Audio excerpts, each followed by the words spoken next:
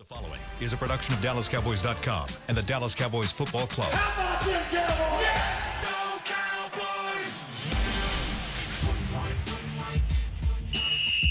Let's go, baby! Are you ready for a break? Yes. Are you ready for a break? Absolutely. Ready for a break? Yeah, and so much for that. It's time for The Break on DallasCowboys.com. We were on a break! With Ambar Garcia, Bryan Broaddus, Nick Harris, and Derek Eagleton. It is Friday, December 27th, 2024, Season 20, Episode number 93. Welcome to the latest edition of The Break. We are live from the SWBC Mortgage Studios at the Star, presented by LG. LG is the world's #1 OLED TV brand for 11 years and counting. CY at lg.com/OLED Evo. Final show of the week. We get you guys ready for Cowboys versus Eagles. That's going to happen this Sunday at noon in Philadelphia. That's noon Central Time. And then next week we will finish off the season. Final week of daily shows as we head into the final game for the Cowboys. And then we'll head to our off-season schedule. One show a week. And draft show will get started, as Brian and I were just talking about before we went on air. That'll get started. Looking forward to that. Good crew. Not Good next crew. week. The week after that, we'll get started. Got a few surprises for you guys there. Yeah. It's going to be a fun season on draft show. All right, so let's talk Cowboys. Let's start with injuries. Yesterday, we find out after some talk that we've been having throughout the week. Amber, I think somebody's been listening to you, and a decision was made. A decision was made that it's time to shut it down for Mr. CeeDee Lamb, and he's done for the year. Yeah. And I thought it was interesting the way that they phrased it, which was basically after kind of reviewing whatever they review, they felt like at this point it was at a point where he doesn't need to play anymore because that there could be more damage. That the MRIs were getting worse. Yeah, and so it's that like was the problem. Yeah, and so at that point it was like, okay, let's just shut him down. Let's start rehabbing him. Doesn't look like it's going to need surgery. No, it's not. But they're going to start rehabbing him and see if they can get him back. Here's my question. Obviously, this game doesn't matter, but to some degree, it does give you some opportunity here to be able to look at your wide receiver core. That being said, who do you think will be the starting wide receivers this weekend as Dallas heads to Philadelphia? You got an idea on that one, AG? My computer. I would say that you're probably looking at. I don't know if this group you necessarily want to play a lot of 11 personnel. And Dallas has gone away from that. I went back and checked this because I was curious because I wasn't seeing it as much. And like in Atlanta week with Dak, the last game he played, they were like 90% 11 personnel. And now they're down into the 60s, which is the lowest that they've been playing 11 personnel. Last week against the Buccaneers, every week they've gone less and less. And when we talk about 11 personnel, Jerry Madelon, I'm doing this for you. One running back, one tight end. One running back, one tight end. So that's with the wide receiver packages and stuff like Real that. quick for everyone, just the easiest way to do it. The first number is the number of running backs on the field. The second number is the number of tight ends on the field. There you go. You're going to have 5 skill players, and so whatever's left is the number of wide receivers. There you go. There you go. Thank you. Well done. Jerry would be proud of you. Jerry would be proud. Yeah. Be a little bigger on set, Derek. Be a little bigger. Sorry. I'm sorry. Yeah, be a little bigger if you can. But anyway, so they're playing a lot more with the 12 personnel. So with the 2 tight ends. So, and that's because the emergence of Luke Schoonmaker. Mm-hmm. And then, also too with Span Ford, they're kind of getting him involved in some stuff. The running game has improved a little bit because of Rico Dowdle. So you're trying to get a little bit more of a heavier package there. I think that to me, when you play 11 personnel against the Eagles, you're playing right into their hands because they've got 3 quality corners. And so if Dallas comes out say they come out in just the base, let's just say their base, I wouldn't be surprised.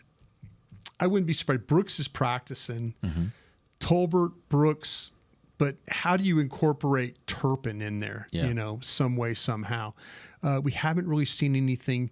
If Mingo had shown you anything, maybe it would be a Brooks-Mingo kind of a combination, but I think it's going to be. I feel like he has shown you stuff, but you if just you put can't a 70, get him the ball. If you put a 70 number on right, it, let's say he's shown you. He's shown you a lot. He can show you can block, and that's encouraging. The guy, I mean, he goes out there and they ask him to do kind of the stuntman work, like, okay, here, bring in the stuntman, and okay, now go block somebody here, and you get blown up and that kind of stuff. But I don't know how much 11 personnel you want to play against the Eagles, because that's their go-to defense. They feel super comfortable playing. You've got three guys that are really good when you start to talk about Slay, Mitchell, and DeJean, that they just, when you add it all up, they're like, quarterbacks are like 60% against that, completion percentage against those guys. So it's going to be a little bit tougher. I have a feeling both teams are going to get in a mode of, and you asked the question of, I think both teams are going to try and get in like some heavy personnel stuff and just see which team, they have a clear advantage of running the ball. I mean, the numbers tell you that, but Dowdle had some success inside runs against these guys the last time they played, and they just couldn't stay with it. They just didn't stay with it, and maybe now McCarthy's a little bit more committed because he's compromised. But to your question, Brooks and probably Tolbert would be my guess. I think that's the best answer and the more Turpin might be a good answer one, though. But I was going to say, I mean, and this is highly unlikely to see a lot of these three guys together, but a combination that would make it interesting for me to want to watch would be Cooks, Turpin, and Mingo. Three of them. And just because Cooks, I've seen what he can do, Sure. and I think he helps you in that way to maybe get some attention from the defense away from the other guys. And then Mingo, like I said, I'm still curious. I think he's shown to have some talent, but you haven't been able to get the ball to him. Right. So I want to see how that would look like if it's with the game plan. Like, this is the game plan. We're going to try to get you the ball and see if it actually comes to fruition. And then Turpin, he's still a guy that, I mean, we've seen what he can do, but I don't think they've given him enough chances on offense just yet. And with his speed and the season that he's been having in those moments, I think I would be curious just to see how that would look like, again, with more intention in the game plan. So with that being said, Do you think it's going to be Cooks and do you think it's going to be Cooks and Turpin or Tolbert? I think it'll be Cooks and Tolbert. Yeah, that's the one that makes the most sense. I think it will be, but I will say this, and here's where I'm going with this next question. I think the interesting part about this is you look at all five of the names I'm going to give you. Yeah. They all have something to gain by playing really well in these last 2 weeks. Sure. Some of them are free agents. Some are hopeful that they can get an opportunity to maybe be a starter next year or to have a more prominent role. There's some like a Turpin that he could look at this and be like, maybe I finally get the chance to prove I should be a wide receiver that's playing a lot more at wide receiver. Right. I'm not just a return guy. I can actually change the game at wide receiver. Yeah. You look at that, and I'm going to give you these five names. I want you guys to tell me, who do you think has the greater opportunity this weekend? Tolbert, Turpin, Flanoy, Mingo, or Cooks? Cooks will be a free agent this year, so he's trying to show the rest of the league he can still play. Your question is, who has the Greater Most to opportunity. gain. The most to to gain this gain. weekend if they get an opportunity to really be able to put themselves in a new light going into next year? I would say a guy for me would because how old is Cooks right now? He's got to be in his 30s. Yeah, right? he's. I don't think he's as old as you think he is. It's funny. He's played. He just looks mature. Well, he just played for so many teams. Yeah, you just like you assume he's that old. Yeah, but let me do this for you real quick. But, Go ahead. but in the Think about meantime, it. He's I would say, I 31. mean, 31 He's years 31. old. 31, 31. Yeah. I think, thank you, Chris. I think maybe, and where are we at on contracts again? That's another thing. 'Cause I think Cooks is a free agent after Yeah, this Cooks year. Yes. is done. Is Turpin a free agent this year? Or is it next year? Man, you're asking a lot of questions today, Derek. So sorry. tell us beforehand. So I we should, have I the should not be list. asking these questions on here. I should have known this beforehand. Because I think that affects a lot what the answer Well, would what be. what we know is that I think, Tolbert's not a free he's agent. restricted. I think he could be I restricted. thought it was something with him. Yeah, I think he's Tolbert's restricted. not a free agent. Obviously. What about Brooks? Mingo's not a free agent, and You I got don't Mingo. think I don't think Brooks is either. I think all three of them still have another year or two left. This is why Cooks is last for me. Yeah. Because I feel like you're probably going to move on from Cooks. That would be my guess. As far as the other, I think the guy that has the most to gain the next 2 weeks is Mingo, because they've got to try and get him the ball. I mean, like in a legitimate way, not like you run 40-something plays and here's the 50-50 ball you're throwing down the sidelines. Yeah. Try and get some things. See about the slants. See about the in-breaking routes. I don't know if you particularly want him doing a bunch of crossing stuff like that, but do the big body routes, the outs and the slants and the ins and the things like that, and kind of see what you got, with him as a player. I think that he has the most to gain. The problem is, I'm going to go into this season with Tolbert. And I'm sorry, I'm going to do a draft show for you, a lot of days, and I'm going to talk about a second wide receiver. Yeah. I'm going to talk about drafting a kid from Burden from Missouri. I'm going to talk about, Ibuka from Ohio State. I'm going to talk about drafting a guy from one of these places because Dallas, I think, needs a second wide receiver. And so let me ask you this question. I want to see how you feel about this. Is there anything that any of these guys can do in the next 2 weeks that changes what you say when you bring up that conversation? Not for the number two.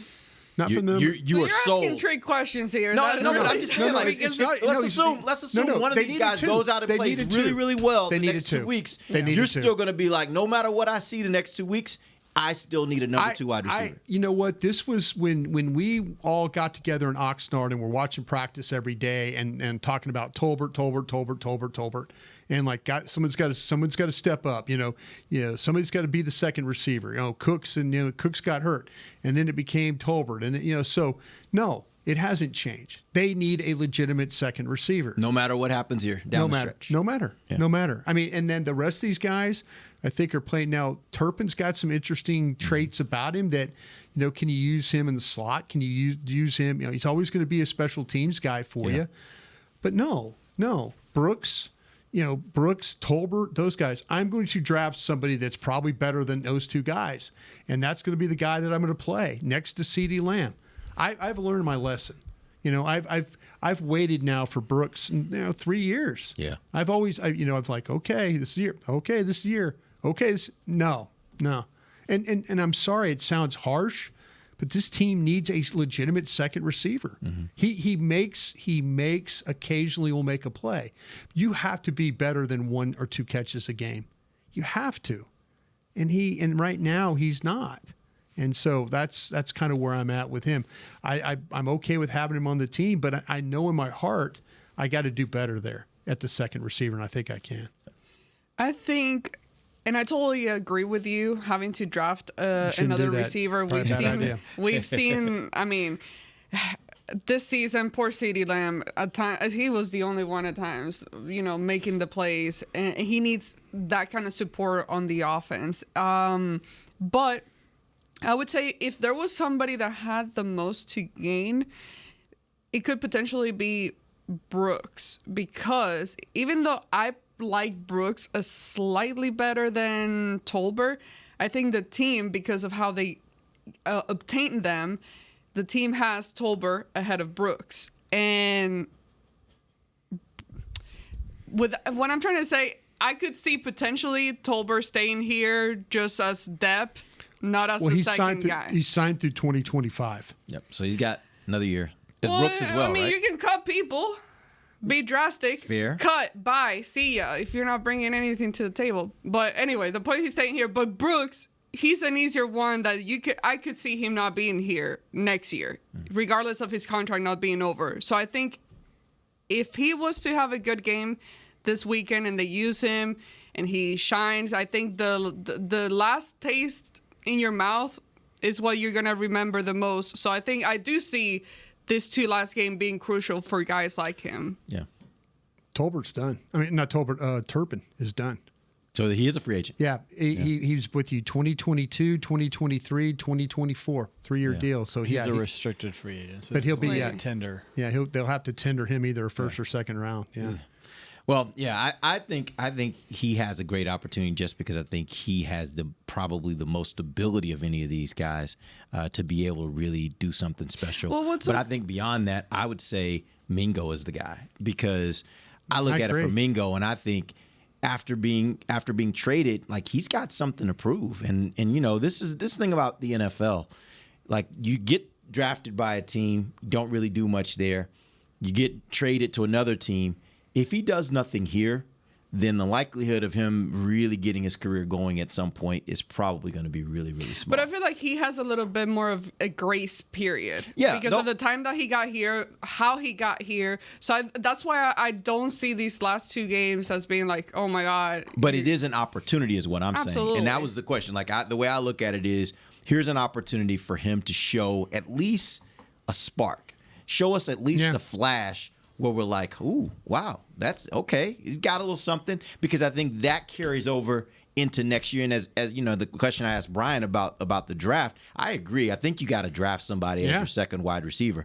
But I do think if one of these guys really steps up these last 2 weeks, it gives you a little more hope that, okay, if we do move away from Cooks, we still feel good about the depth of our wide receiver group, even if we draft a second wide receiver with CeeDee Lamb, and now we feel like this other guy is kind of stepping up a little bit more. We think we got a good crew here.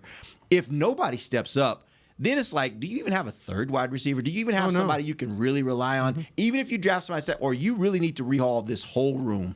And other than CeeDee Lamb, you basically got and you're going to have Cavante Turpin, obviously, because of what he brings on special teams. Right. But do you need to revamp the whole room at that point? I think it really is a critical time for these young guys to show something. Yeah.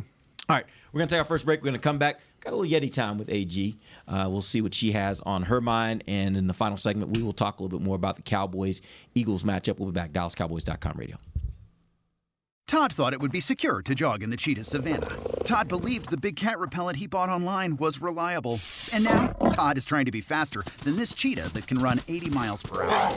But the good news is, Todd has AT&T 5G that is fast, reliable, and secure. And he learned the best thing to do is stop running and toss her the backpack with the beef stew. AT&T 5G. Fast, reliable, secure. 5G requires compatible plan and device. 5G may not be available in your area. See att.com/5G for you for details. It's the official men's skincare brand of the Dallas Cowboys, Jack Black. And right now, Cowboys fans can get 15% off their $75 order. Plus, because every deal needs a playmaker, your order will include a free 5-piece skincare set and free shipping. The Jack Black Playmaker is 4 of Jack's favorites and a full-sized intense therapy lip balm. Make a play for the playmaker at getjackblack.com/Cowboys with the code CowboysVIP. That's getjackblack.com/Cowboys with the code CowboysVIP. Don't put off getting your oil changed, Dallas. Take 5 Oil Change, a proud partner of the Cowboys, is faster than you think. They're so fast, you don't even have to get out of your car. You can take advantage of Take 5's stay-in-your-car 10-minute oil change at any of their locations across the Dallas area. And remember, at Take 5, you stay in your car because they're faster than you think. That means you won't even have time to show off your best touchdown celebration. Take 5, the official oil change of the Dallas Cowboys. From the field to the festivities, Lucchese embodies the essence of luxury and tradition. Handcrafted with meticulous precision, each pair offers unmatched comfort and style. Stand tall while you're tailgating or cheering in the stands with the Dallas Cowboys collection by Lucchese. Shop the collection today at the Lucchese store at the Star in Frisco or online at lucchese.com. Lucchese, the official boot of the Dallas Cowboys and Dallas Cowboys cheerleaders. Hey y'all, Matt Pittman of Meat Church here. With football season kicking off, I'm already gearing up to bring the smoker back to AT&T Stadium for some epic tailgates. But with that Texas heat, it's crucial to keep my beer hand cramping cold. That's where Yeti's insulated Colster can cooler comes in clutch. This year, you can even get them with the iconic star engraved on the side. Licensed Yeti Cowboys gear is now available at Stadium Pro Shops, concessions, and on Yeti.com. Check it out today. Yeti, official cooler and drinkware of the Dallas Cowboys. Back to the break. AT&T, connecting changes everything. Welcome back. It is the second segment of the break live from the SWBC Mortgage Studios at the Star. It's Yeti time with AG. What you got? This segment is presented by Yeti. Officially licensed Yeti cowboy gear is now available at Stadium Pro Shops, concessions, and on Yeti.com. You're right there. Yeah, I keep feeling a cool breeze coming. I think it's this vent over here. It's never usually blowing like that. But go ahead. I'm sorry. Oh, well. Maybe that's Yeti. It's the coolness of Yeti. It's just, I don't know. All right. I don't know. What you got for us? Okay, so I figured since the year is ending, this is not like an end of the year review, player evaluation type of thing. No, that's a whole show. We're not doing that. Yeah. But I'm going to ask you in different areas of just a year evaluation of the team and just kind of how you would rank it currently at the moment. So we're going to start with team chemistry. How would you say the team chemistry was this year? Overall. That's a hard question. The reason why I say it's a hard question is because I think in a lot of ways chemistry is driven by the leadership of the team. Mm-hmm. And I think by and large, the leaders have been absent due to injury. I saw, did you see Micah posted on Twitter or X, the infamous picture of Will Smith from the show that he was on where he's standing there in a room by himself. And Michael was just kind of like, yeah, that's kind of where I am at this point now that CeeDee's gone. Fresh And it Prince made me of start Bel-Air? Yeah, and it made me start thinking, like, what are the, like, you think about the leaders on this team, Dak, CeeDee, Tank, even Micah for a little bit. Sure. If you want to call Trayvon one of those guys, he's one of those guys that is certainly one of the faces of this team. Mm-hmm. You look Zach at all Martin. those guys. I'm sorry? Zach Martin. You look at all those guys, and they've been gone for a significant amount of time this season. So when you ask me about chemistry, it's hard to know because the leaders weren't there to be the guys that were setting the example.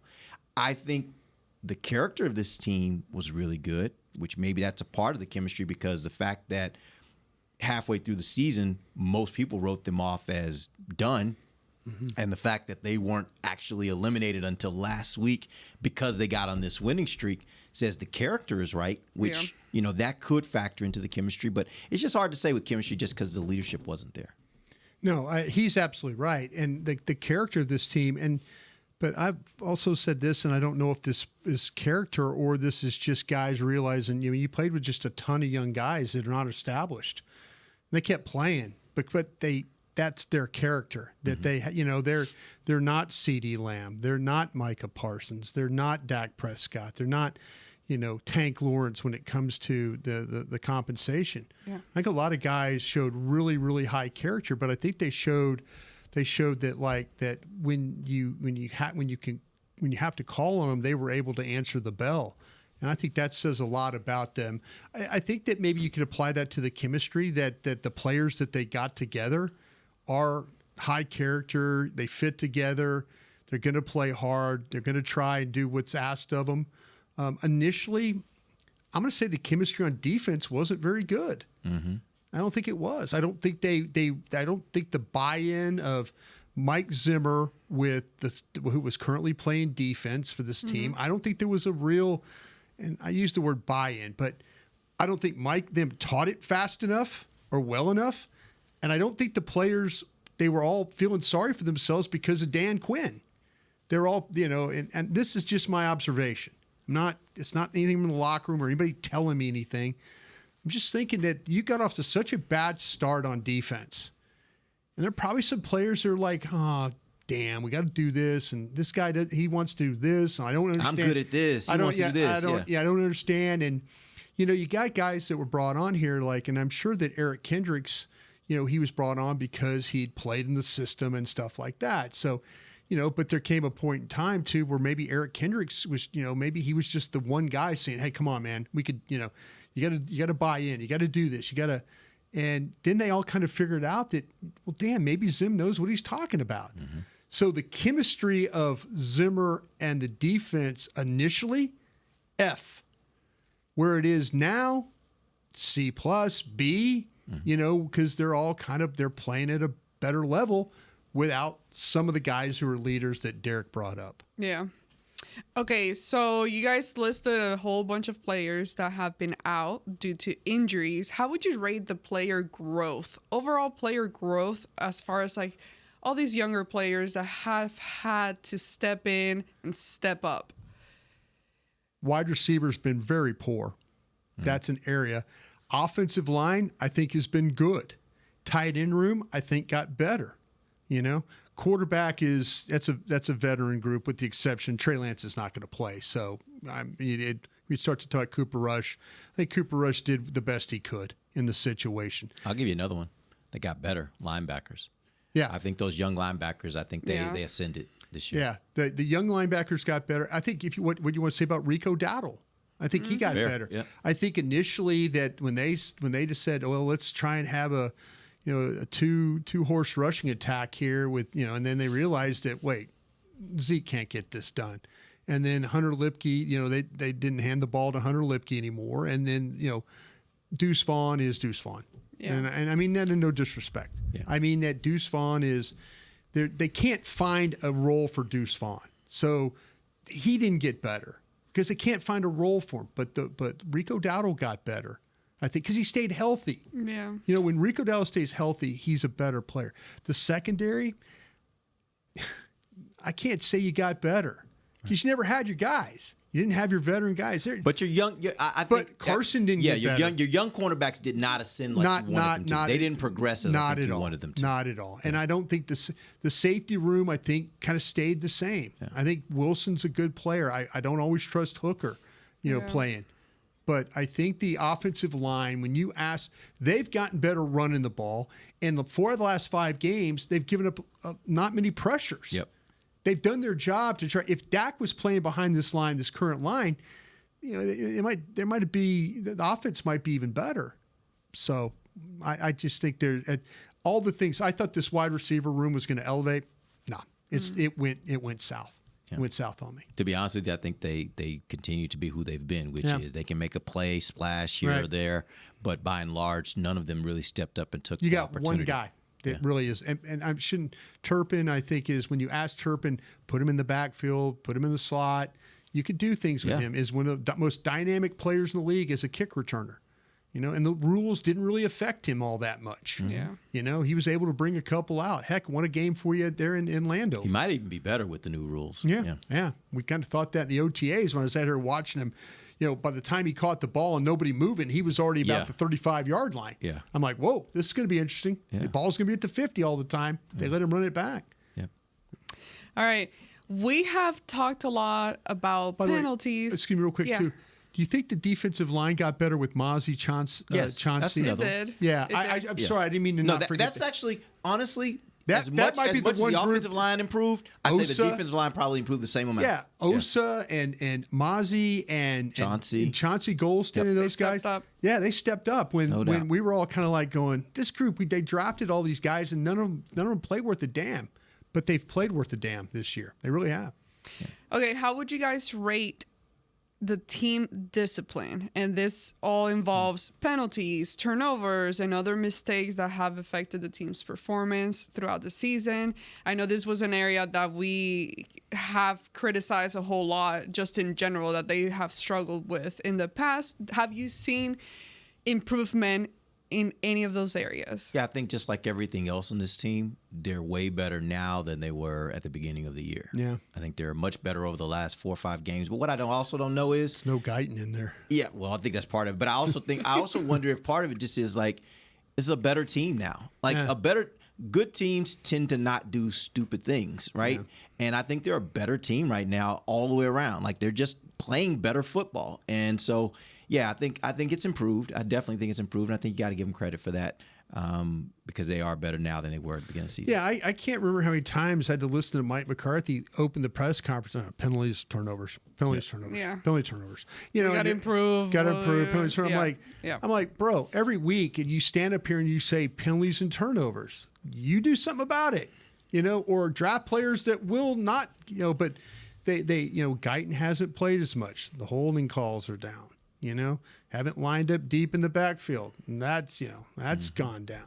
There's things, the corners, like a guy like Carson not out there playing. They've gone, the illegal contacts and things like that have kind of gone down. So, yeah, that part of it's gotten better, but the players, the backup guys you do have been pretty disciplined football players out there. Yep. All right, I'll give a last one before the break.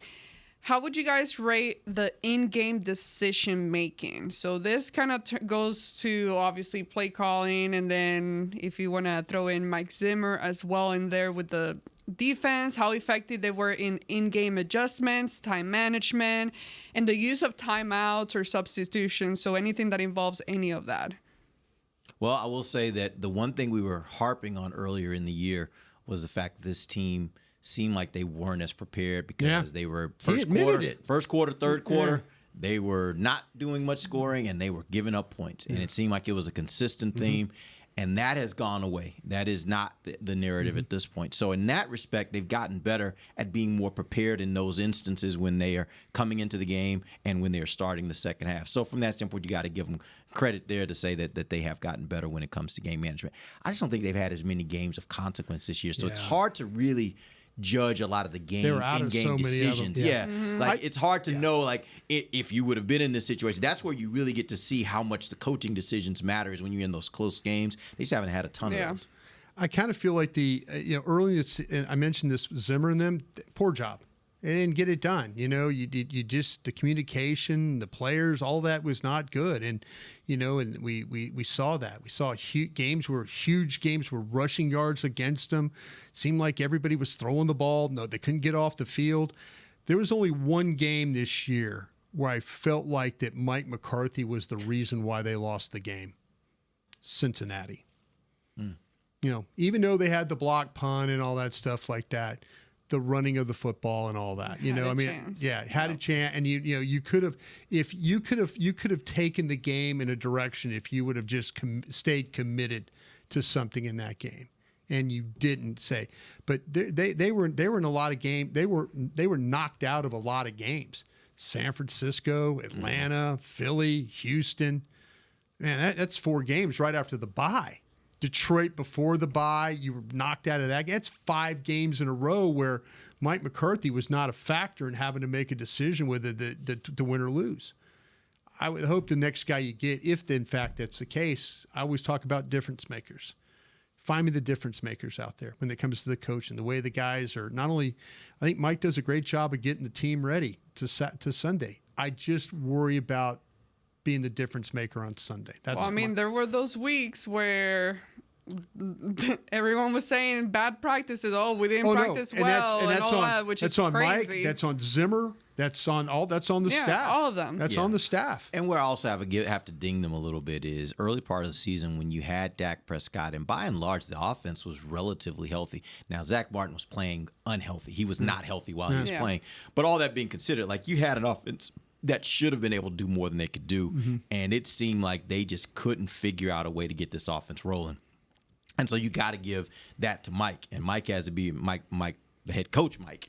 He has to take responsibility for that part of it because I do think the offense has gotten better this latter part of the year. But I think early in the year there was some significant problems, and they were problems that, I don't know, it didn't seem like they had a real solution for. No. So. Yeah.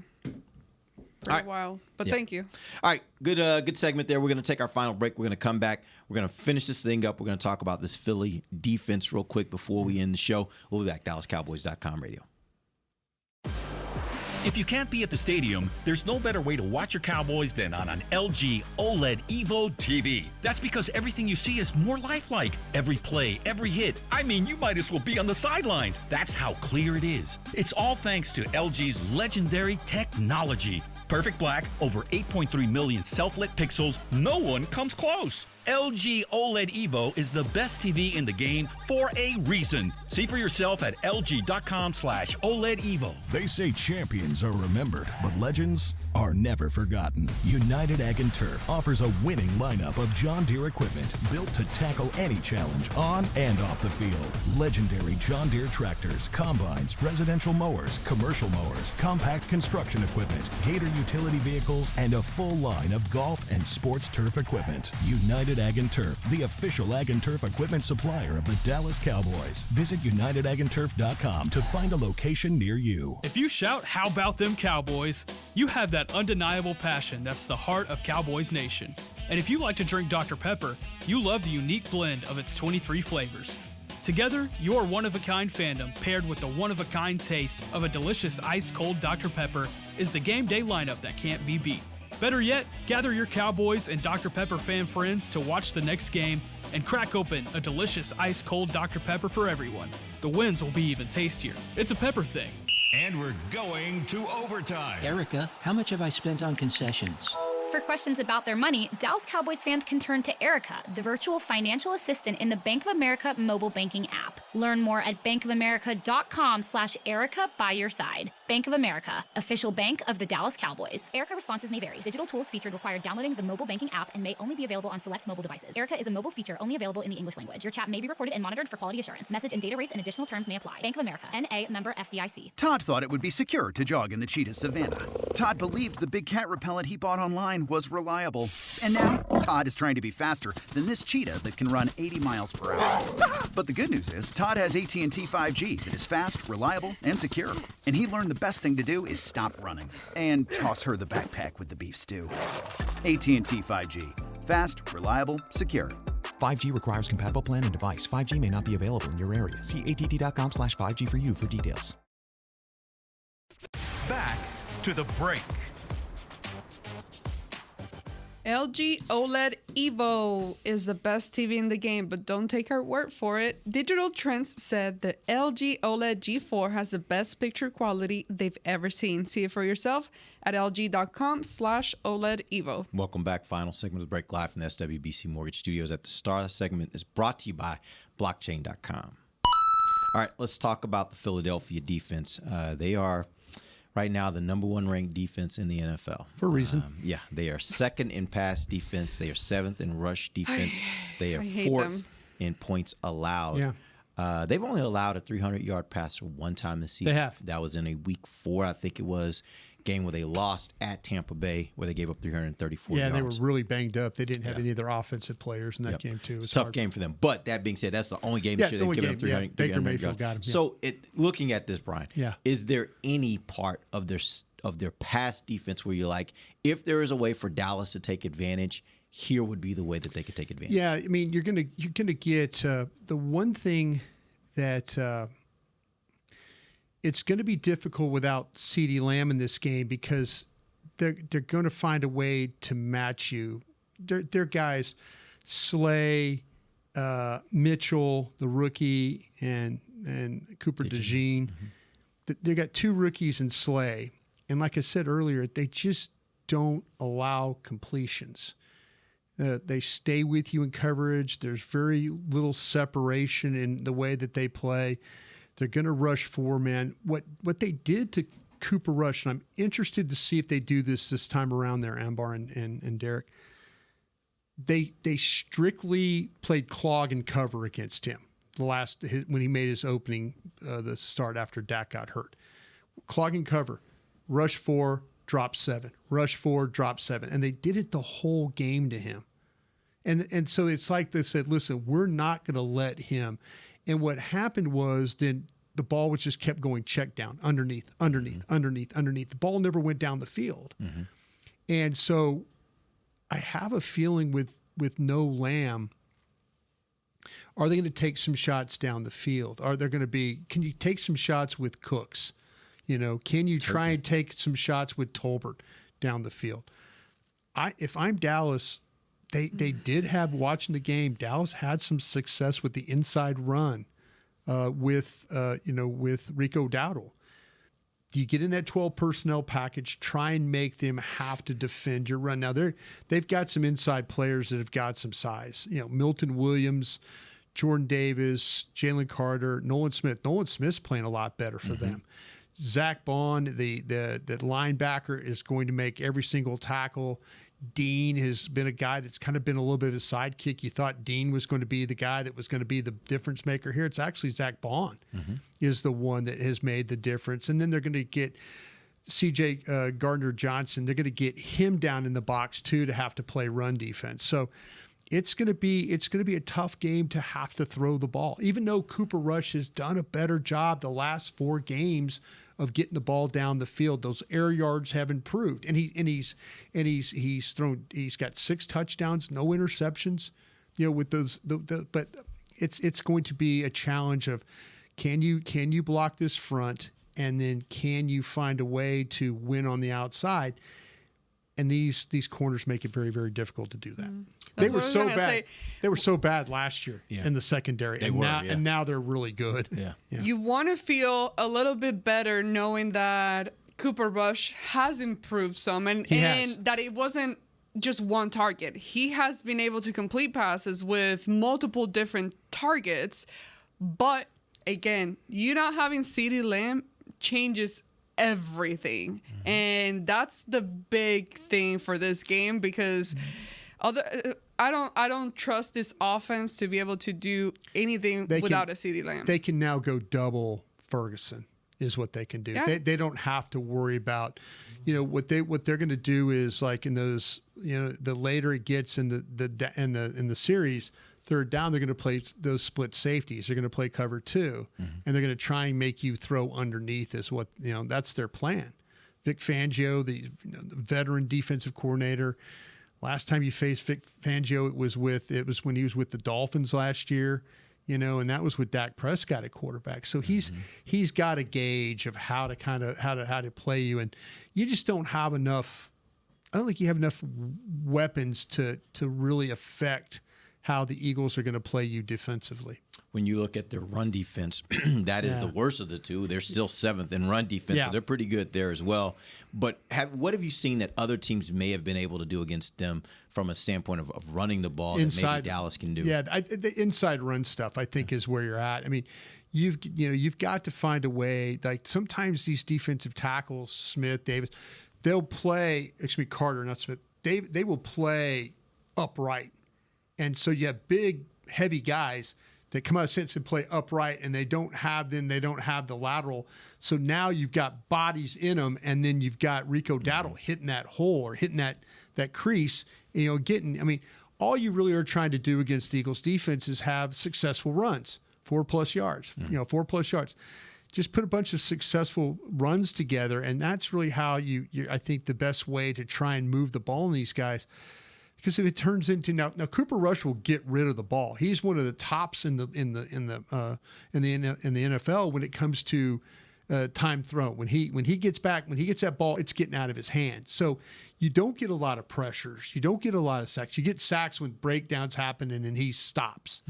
But I kind of feel like though that Dallas, if it's just a matter of winning on the outside but you asked me about the run, and I think it's just inside between the tackles, and then trying to take advantage of those big bodies, get somebody into them, get a double team on, and then have the ball cut off that double team there.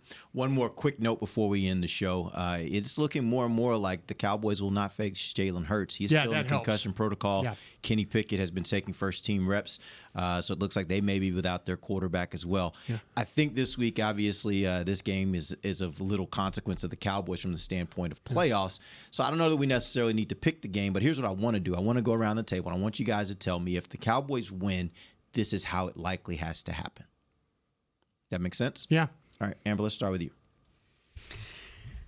I would say if they win, it's because they were able to run the ball successfully on offense. I think that you cannot solely rely or trust the passing game currently without a CeeDee Lamb especially.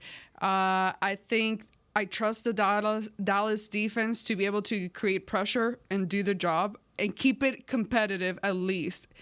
And I would say, obviously, not turning over the ball, like Cooper Rush going back to making some of those mistakes where all of a sudden he's throwing the ball just to throw it. You're like, oh, who are you throwing it to?